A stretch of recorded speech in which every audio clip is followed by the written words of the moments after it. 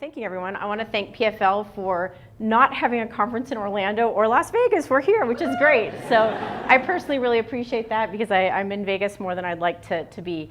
So I will be speaking about Sriracha for your ABM, and my objective today, for those of you that have heard me speak in the past, I want to be practical. This is stuff that in my office I go back and do every day. So my hope is that this is information that all of you as marketers can hear, and hopefully it will really benefit you when you get back in the office. So a little bit about Engagio. We were founded in 2015. Our founder was John Miller. He also founded Marketo, so many of you probably know him. And we are a complete ABM platform, and what's unique about us is we actually help you create engagement and measure it in one place. And when we define engagement, the one thing I want to highlight is it's not just anonymous web traffic, it's anything. So even if your salespeople are setting up meetings, we track that as well. So now let's get into it. So as a marketer, many of you can probably relate to this feeling. Your job is to help your company grow, and that could be in the format of creating more pipeline, it could be in making sure your retention's good, it could be in the format of cross-sell. And I feel like I always go into the office every year and it's like, yeah, just be a little more awesome than last year. And guess what? We're not going to give you as much money, and you might not even get people to do it as well. So it's so easy. I feel like it's harder than ever before to be a marketer. And a lot of us, I think, historically have really leveraged demand gen. And at all my years at Marketo, I've done a lot of demand gen, but there's tricks with it. As many of you know, you can't always control the quality of demand gen models. It's really hard to keep your conversions up. So if you're a company that just started maybe this year, and I do talk to people like this, they're like, demand gen, all these programs, they're doing great. And they probably will for the first 2 or so years, but it's really hard to keep investing the same amount and then getting the return you need. And then I also feel like if you're not looking at the quality coming in, you might have issues with retention. So it doesn't do you any good to bring in a bunch of businesses that ultimately are not sticky. I don't think that helps. And then I think this is a big one. For a lot of larger organizations, you're not growing through net new. You're probably going to be growing through deal expansion. It's either upsell or cross-sell. So enter ABM. We all love ABM, and we've been hearing a lot about it. And I think that there's a lot of, we can all thank marketers for this, that ABM is going to solve all your problems. And I feel like this is a message that's been out there for a while. It's like if you do ABM, like you're done. You can just like drop the mic, walk home, and you're going to hit all your numbers. But I think for a lot of us, the reality sets in and you're just like, yeah, this is hard. It's not quite what I thought. You know, I felt like I read that white paper by John Miller, and it's just these 10 easy steps, right? So easy. And in marketing, we know that's not usually true. So I'm going to really cover 5 things today. We're going to keep it really, really simple. These are the top things that I see at companies I speak to all the time and where they have issues. And number 1 is really getting buy-in. So we'll talk about that. Number 2 is scaling initiatives. So many of you in the room have maybe done ABM at your company now or have done it for a long time, but the trick is getting it to scale, and that's hard. Collaborating with sales, our favorite thing, because that's also super easy. We'll talk a little bit about effective campaigns, and I purposely am focusing on a few key areas I want to highlight there.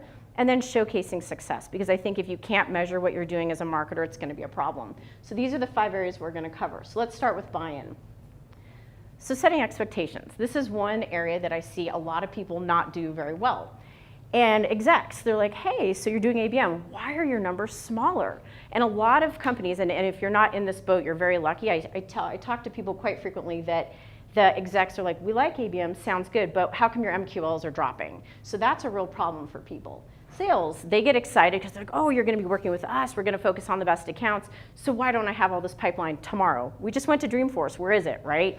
And you're like, okay, it doesn't work quite like that. And then your team, you're going to start doing ABM programs. And they're like, wait a minute, I don't do that. I'm the demand gen person. So these are some issues. So the first thing that I will highlight is with execs, you have to set their expectations. This is actually a screenshot of what I show at our board meetings. And I know for some of you, you might not have this data today, but I think it's a great idea with any marketing program or initiative you have, put a stake in the ground. So you can see I have engagement goals, sales appointments, pipe, win rate. I know some people actually will have their opportunity size or their ACV. I think this is a great place to start and explain to them that the numbers and data will look different. And we'll get into measurement a little bit later, but I think this is a good thing to do. Number 2, the pilot. And I feel like we all hear a lot about, oh yeah, like with ABM, it's great, just go run that pilot. And a lot of people are like, sounds great. And then you go back to your office and you're like, what does that mean? I don't know what I'm doing. So I just want to highlight 5 things that I think make a really good, simple pilot. And I've actually done this before myself. And so I think the number one thing is when you're looking at the accounts you want to focus on, make sure you're talking to your sales team. Make sure that they are on board with those accounts, because if they're not, that's not going to work. Now, you can get very sophisticated about your account selection. That's not what I'm going to talk about. But if you need to just get started, maybe there's accounts they're trying to get into now.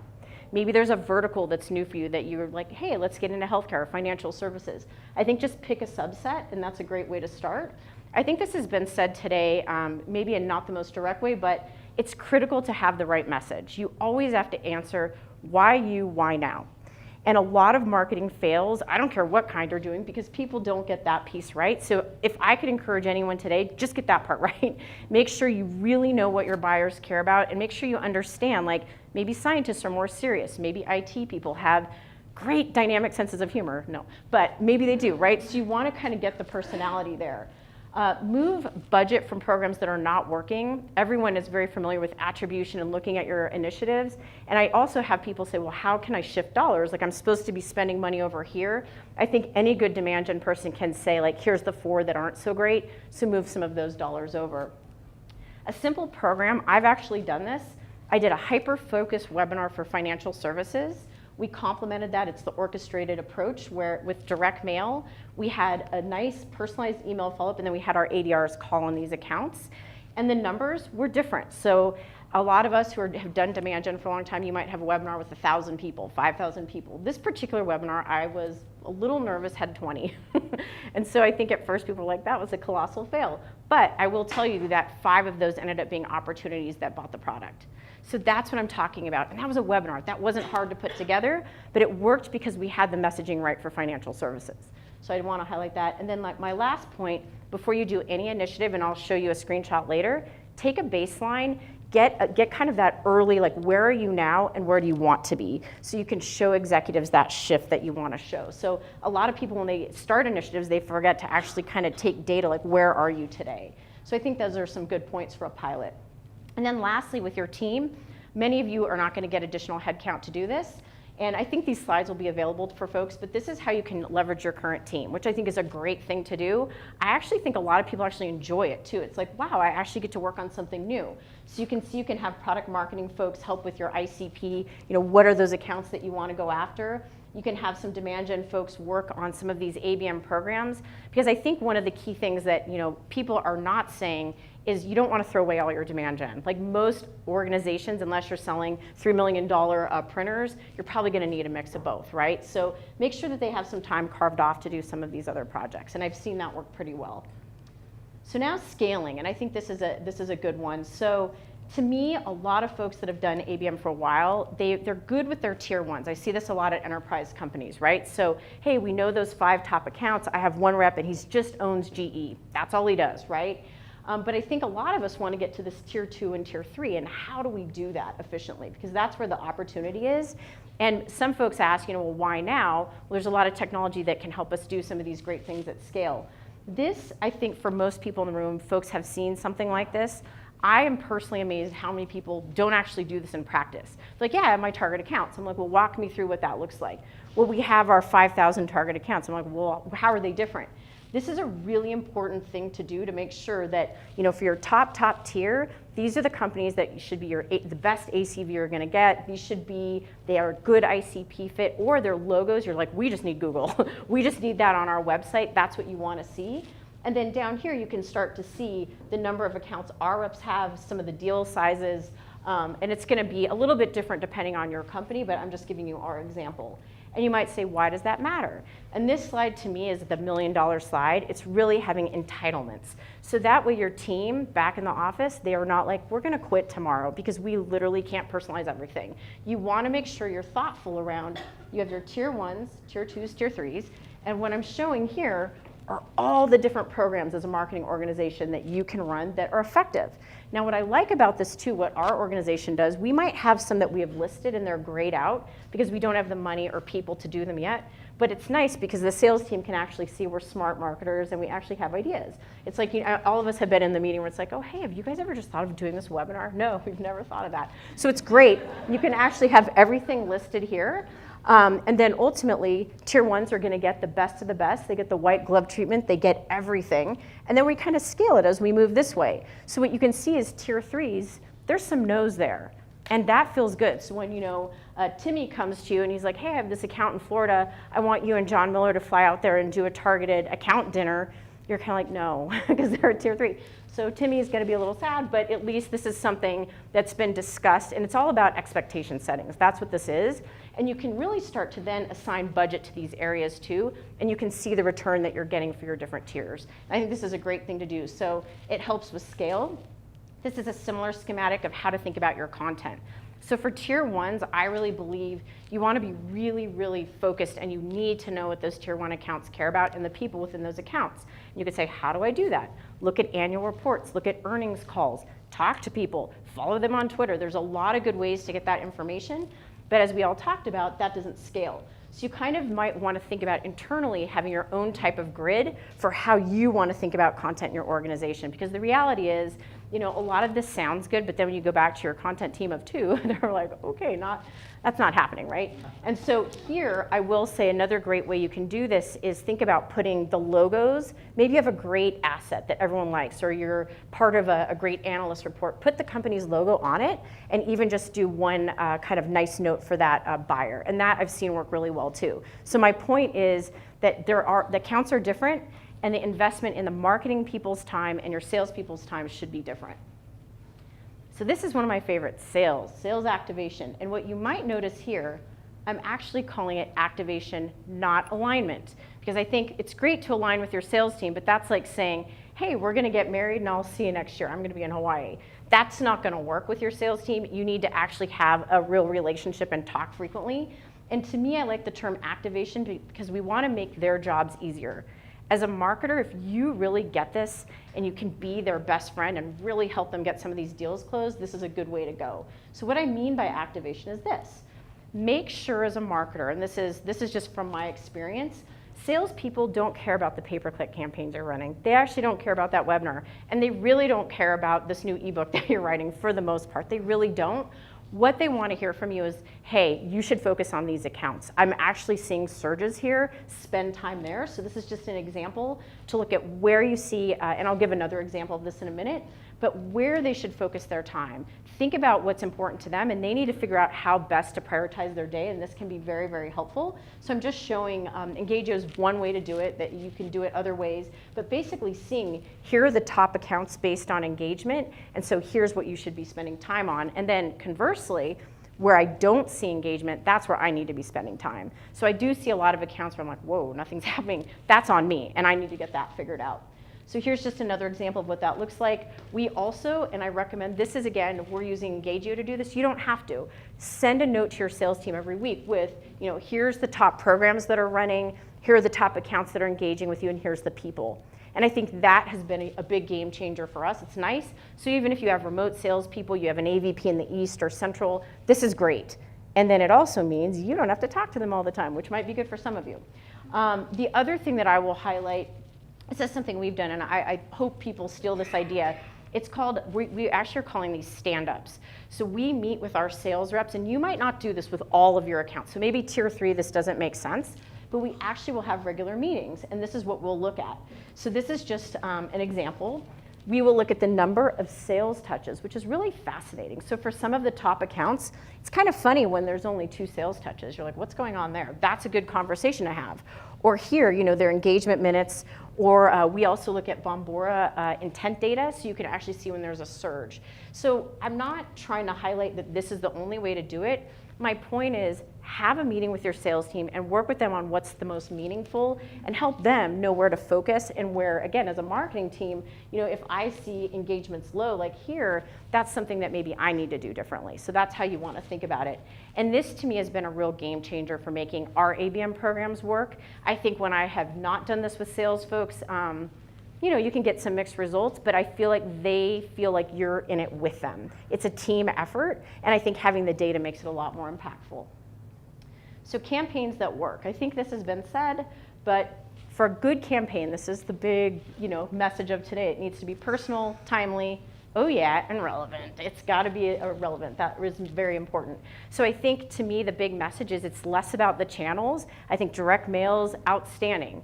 I think ads are outstanding. It's all great, but if you don't have these pieces right, it's not going to work. That's what I've seen. I used to have people tell me, oh, social doesn't work at all. And then I would look at kind of their message or the asset, and it was just junk. So of course it didn't work. So I really think that's the thing to get right. This is interesting data from ITMSA. They're a great organization to check out if you're not familiar with them, especially for ABM. And execs will read unsolicited emails if there's information that's relevant for them or interesting for them. And I'd also think as a marketer, this is the one I like too, fresh ideas to advance their business. So I often see marketers, I have salespeople reach out to me and they're like, well, help me understand your problems. Or like, they're trying to pull information from me. I'm all, you help me. Do that research ahead of time and come with some proactive ideas. I don't have a lot of time. So I like that point a lot. I think that's a good one. And so now let's get into some of the examples. So what I did, I'm highlighting a one-to-one, one-to-few, and one-to-many. And again, I'm focusing on direct mail because we're here at PFL and this is fun. So this was said, but it's really critical that you don't just send direct mail without any of the what's in it for me. So I received, I hope I don't offend anyone in the audience, a huge boat the other day. It was bigger than this table. It was literally this big. A huge plastic boat. And it's like, hey, you'll get the remote control if you take a meeting. I don't know the company. I don't know why. I'm busy. I don't really want a boat, like that plastic boat. I don't have anywhere to put it. I don't have a pool. What am I doing with this thing? So we actually at Engagio did this fun thing where we have a table of like wounded soldiers. And so this boat's on that, along with other direct mail assets that aren't so great, that don't have company name. There's nothing about nothing, right? So if I could just leave one message with folks, like you've got to put something in there of value. So we have our ABM analytics guide for this particular person. This was for an executive. They liked Prosecco and Cadbury, so I mean, those are good things to like. And you might say, how did you know that? Are we weird? Thank you. I was going to ask you. So off their Twitter handle. So my Twitter handle says there's nothing that a Vogue magazine and Mexican food can't cure, yet I have to receive none of those from anyone. So I'm just highlighting that you can get a lot from Twitter handles, and this is great, and this got us a meeting. This is it, you guys. This wasn't super hard to do, so that I want people to feel inspired. It doesn't have to be this 10-step crazy process. You can do something simple like that. This was another thing we did, so now we're moving to one-to-few. So we had this AirPod campaign that we ran, and again, it was the same thing. Somebody did not just get AirPods, they always received something of value as well, and it was, they received the AirPods after they took a meeting, and it's, what does the ABM and AirPods have in common? So I think playing around with your subject line, all good marketing still stands. Like, you've got to do subject line testing. Don't just like figure out something and say, oh, like Marcy liked it, let's send it. This is a big thing. You've got to get your names right. Somebody mentioned this, like make sure your data's right in Salesforce before you do these campaigns. Do some testing, because it's a lot of money. It's expensive to do this stuff. And this is the data that I wanted to show you. So we had on this campaign a 70% open rate. We had 60K in pipeline when we pulled this, and then we spent about $2,000 on this. And Sandra Freeman, who's here from Engagio, she did a lot of this work, so I want to make sure to give her a shout out. It's a lot of hard work. Nice job. I'm just the talking head up here, so this is her work. And then we also did this one where it's one-to-many, and you can see we're scaling down, and we are going from Prosecco to popcorn. And so here, the package was gourmet popcorn, and again, our AB analytics guide, and it was, let's get your ABM poppin'. We have a lot of fun with this stuff. You like it or hate it. We're creative people. And again, what's nice, and we'll show you the data, but we were able to get a lot of meetings from this. And that's what I want to highlight. Like, it's really, really critical for us to help get our sales team these meetings. And I'm almost kind of at the end of this section, but what I want to highlight, we have the one-to-one campaign, and we have the one-to-many. And if you take all of these campaigns, we created about $250K in pipeline, and we spent about $9,000. I'm pretty happy with that. Now again, for your business, you could look at this and be like, oh, that's not great for us. You have to apply your own data to this, but for me, I'm ecstatic with that. And so that's about a 27x. And on average, I like about a 10. So to me, and again, these are not overly complicated. This isn't saying 50 people have to come up with this crazy thing. I mean, this was just pretty simple stuff. Now last, we'll end with right measurement, and this is probably this is my passionate topic. I really believe in this. For ABM, metrics are different. We all know this. But it's less about the volume. It's not going to Dreamforce and saying we have 20,000 leads and we have 7,000 MQLs. And that's hard for people to get their head around. I mean, we actually can thank Marketo and a lot of the analysts for getting us on those great funnels, but it's a little bit different. And I also will say that leading indicators, I think, are very critical. And so to me, we all care about pipeline and revenue, of course. That goes without saying. But I think for me, it's asking the right question at the right time. Okay, so again, we all get it, pipeline matters, but you're not gonna see pipeline after day one. So I like to say, look, we just launched the pilot. Are those accounts engaging with us? 2, once you've gone a little further, we have a cohort of accounts. Are we progressing that cohort in the way we want? So are we taking somebody from engagement to an MQA, to a meeting, to an opportunity? That's what I mean when I say that. And then lastly, of course, we want to look at the programs that work the best. But in my experience, and this could be very controversial, it's never just one thing. It's never just marketing. It's never just sales. And I think somebody said it, like initially, if you're looking at your ads and you turn them off, you might see a little bit of a drop, but you have to look at the complete program together. You don't want to just look at things in isolation. And so measuring at different points in time, this is how I like to think about it. I really like to, for my ABM programs, look at coverage. My number one thing is, do I even have the right people? You can do all the great marketing in the world. If the right people aren't in that account, that's a problem. So make sure to have data or dollars put away every month for building out your data. That's really important to do. And make sure you have somebody that cleans and reviews that data. Not a sexy topic, but you got to do it. If anyone wants to talk to me about it, I can tell you hacky ways. Again, if you don't have a big budget to do that. And then looking at engagement meetings, and over here, MQAs and pipeline, of course. So now kind of some of the other tips. Number 2 is take a baseline. I think this is a really important thing to do for anything, because you won't be able to say, was it better afterwards if you don't have that initial data. And this is kind of what I like to be able to show. So this is, again, data from Engagio. When we started, we had our target account list about, we look at everything from a minute perspective. Again, we believe time is money, so how long are people spending? And here we were able to show this shift. This is something people can understand, right? It's like clearly marketing is doing something. And so that's about, I think that's about a 10x kind of shift, which is nice to see. You can look at only marketing engagement if you want, or you can also layer in sales engagement. So you can actually see when those different groups are kind of having interplay. So for us, what you'll see is a lot of marketing in the beginning, and then you'll see that sales engagement pick up. So I'm just showing marketing in this slide. Number 4, adopting an account-based kind of funnel where you have, you can kind of look at what accounts there's no engagement, awareness, MQAs, and opportunities. I showed this in our board meeting as well. I think that that's something, again, people like. Here's some ideas just for KPIs. If you're at a company that needs this, you can kind of look at reach, engage people per account, and then the number of MQAs. So that's just another example of what you can do. And then lastly, this is actually from my most recent board meeting that I had. I showed the engagement over this period of time, and I changed the data a little bit here, but basically, 80% of our target accounts are aware. That's good. That means early stage we're getting them. How many ADR touches are we seeing in an account? And I'll tell all of you, it's a lot of these numbers are higher than what you'd expect. It's never just like 1 or 2 touches. I mean, we've seen even from our sales team, like way more than 20 kind of engagements and touches. How many are engaged, sales appointment, pipeline, and then ultimately the deal size? That's good. And you ultimately, for target accounts, you should see a higher deal size. This is another type of scorecard you could do. I just put this here in case anyone needs these ideas. This is another one that I've used that I think works very well as well. And again, this is more the journey progression and showing kind of the different stages. So I'm going to end there. We have 25 minutes. Hopefully I hit that. But I'm hoping that was helpful. I think those are 5 things, again, that I see a lot of companies, they're excited, but they struggle. And my hope is that this, that you guys can try some of these things and have really good, successful ABM programs. So thanks.